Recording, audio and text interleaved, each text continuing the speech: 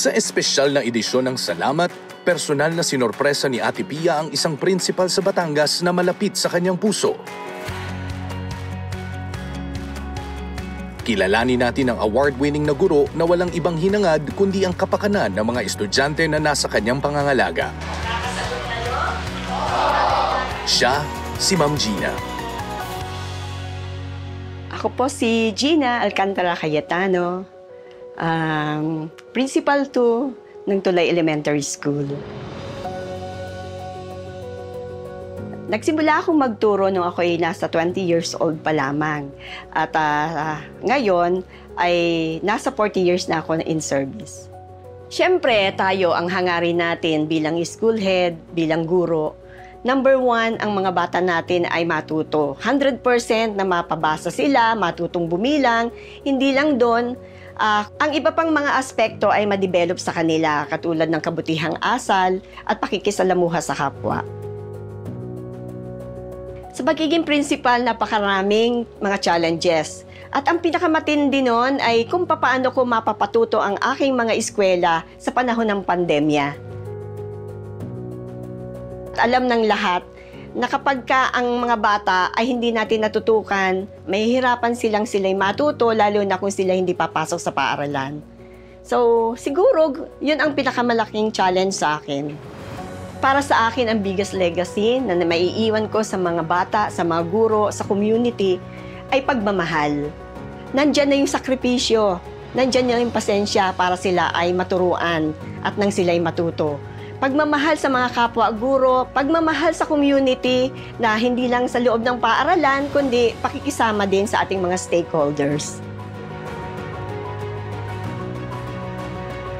Lingid sa kaalaman ni Ma'am Gina na personal siyang bibisitahin ni Ate Pia sa kanyang kaarawan para personal na batiin at pasalamatan. So happy to be out of the studio and being here in Tulay Elementary School in Ibaan, Batangas. Such a blessing for me kasi nga we come from a family of teachers. Even si Kuya Boy, ang kanyang beloved mother, is a teacher. And here we are, we get to honor a teacher, a principal, who happens to be my cousin, Gina Cayetano.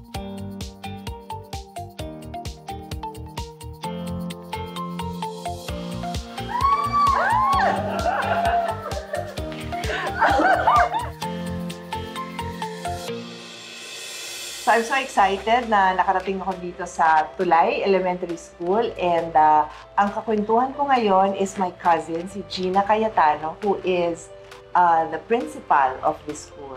Hi, Gina! Hello! Na-shock ka ba? Sobrang na-shock. Nakilala ko si Gina actually kasi married siya sa cousin ko. So, nagkakilala tayo early 20s, something like that, no? So, kwento mo sa amin yung ano mo from, ano ba tawag doon? Teacher 1, hanggang Okay, sa Teacher 1. principal ka. Naging Teacher 1 muna ako. Ibaan Central School, Okay. Grade 1 teacher. Then, simula noon, kinuha naman agad ako na bilang school head sa ibang school. Okay. At yun yung Bungahan Elementary School. Then, from Bungahan Elementary School, lumipat ako sa Mabalor, Catandala. Yun yung nasa kabilang ilog. At talagang yun ang naging pinakamabigat na challenge sa akin dahil nagta-travel ako from Lipa, maghihintay kami ng service dahil isang sasakyan lang ang sinasakyan namin. Lahat. Oo. Ngayon, pagka naiwan ka ng biyahe, maghihintay ka ng another biyahe. At yun ay nasa kabilang ilog. Kailan yun? Ano ka pa nun? Parang bago-baguhan ka pa na teacher. Oo, nun? baguhan pa ako. Tapos 4 years May ako mga doon. anak ka, di ba? Oo, meron. Nag-release pa ng mga Oo. anak mo nun. So how many years ka ng principal? 25 years. 25 years ka ng Oo. principal. And you've been principal in how many schools?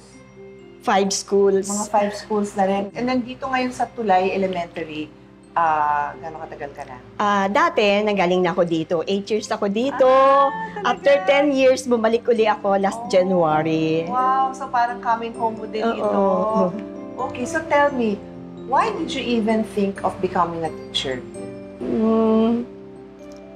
Ang first love ko talaga, maging architect. Oh! At saka, interior designer. Ayun, alam ko mahilig ka dyan eh. Oo. Pero, pag-isip-isip ko, mabuti daw ang teacher. Dahil, Sa lahat daw ng mga nagiging teacher, sila daw yung nakakapagpatapos ng mga anak. At saka ang teacher, ito yung career na pwede mong pagsabayin ang pagiging mother at saka ang pagiging teacher. Dahil yung ginagawa mo sa mga anak mo, ini-apply mo rin sa mga eskwela mo, estudyante mo. That's true. Ang Oo. galing, no? Parang panatagan loob mo na as a teacher, you would be able to guide them. So, ano naman yung naging challenges mo in the school, yung labas sa family life? Like, what are the challenges of a teacher na na-experience mo, challenges of a principal? Yung mga challenges, yung mapadala ka sa school na talagang talagang kailangan mo talagang ayusin. At saka, Kumbaga, hindi lang pagtuturong iisipin mo, parang paano ko ba aayusin kung ano, especially kung principal ka na. Kailangan kasi conducive for learning ang maging atmosphere ng ating mga eskwela. So, responsibilidad mo na mapaayos ang kanilang environment. Tapos, number 1, yung community. Paano ka makikipag-coordinate sa community at paano ka makikipag-communicate sa kanila. At saka pagdating sa curriculum, naging challenge din sa akin itong nagdaang pandemic. Paano natin maiituloy ang pag-aaral ng mga bata sa time ng pandemic? Anong paraan ang pwede nating gawin para ang mga bata hindi mapatigil ng kanilang pag-aaral? Yun ang naging challenge. Wow. Pero during that time, what was your biggest lesson during the pandemic? Kasi tingin ko yan na nga ang pinaka-big challenge sa marami sa atin, no, na professionals and even parents. Ang naging lesson sa akin, tayo pala, lahat tayo, ang ating buhay, hindi natin hawak. So, kinakailangan habang tayo nandito, gawin na natin yung pinaka-best.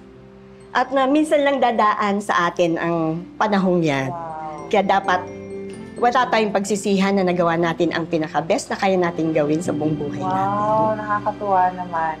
It's very inspiring. I'm really honored na kamag-anak kita.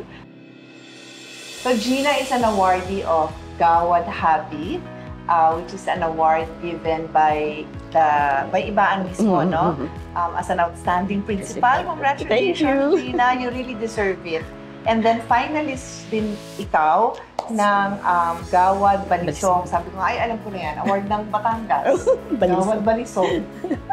Congratulations. Talagang, from what I know of you, talagang you deserve it. So basically, nagpalaki ka ng napakaraming mga young people na ngayon citizens of our country, serving our country. So thank you for your service. And we have some gifts for your school as a thank you for what you have done. In your, Thank you so much. would you believe, 40 years na, no? In service. 40 years in service, hindi naman mukha, no? Parang fresh na fresh pa, parang ano lang, parang graduate pa lang ng master's niya. Thank you, Gina. God bless. Proud na proud ding ipinagmalaki ni Ma'am Gina ang mga ginawa niya sa Tulay Elementary School para mas maserbisyohan ng paaralan ang mga estudyanteng nag-aaral at pati na rin ang mga gurong nagtuturo dito. Yung reading nook, ginagamit namin para pagka mga batay nagbabasa. Oo. Ito, time ko pa nito nung ipagawa lahat. Yung mga yan. Oo. Ito, ganito. Tapos kami ang nanalo ng brigada.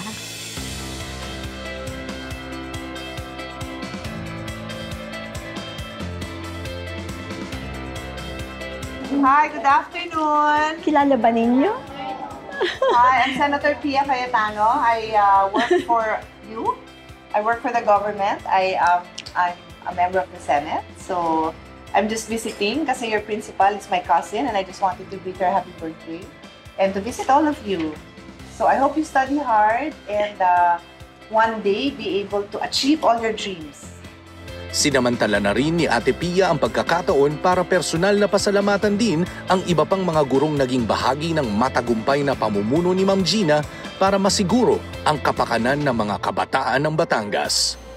Senator Pia, ang puso ko ay punong-puno ng tuwa dahil sa Hindi ko akalain na ang napakahalagang oras mo ay ibinigay mo sa akin.